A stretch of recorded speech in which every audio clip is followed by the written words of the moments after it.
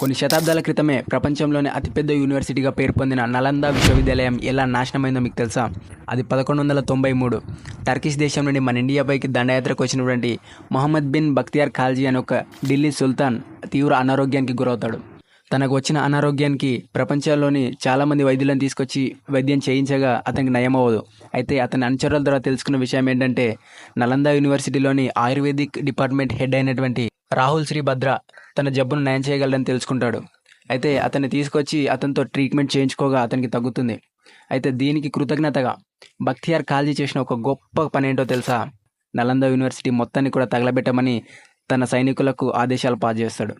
ఎందుకంటే ఇండియా దగ్గర ఇంతటి జ్ఞానం, ఇంతటి పరిజ్ఞానం ఉంటే ఎప్పటికైనా ఈ దేశం ప్రపంచ దేశాలను ఏలుతుందనే ఒకే ఒక్క భావంతో నలంద యూనివర్సిటీ మొత్తాన్ని కూడా తగలబెట్టమని ఆదేశాలు భారీ చేస్తాడు. నలంద యూనివర్సిటీ మొత్తం తగలబడిపోవడానికి 6 నెలల సమయం తీసుకుంది. సో అలా మన ఇండియా అప్పట్లోనే ఎంతో జ్ఞానాన్ని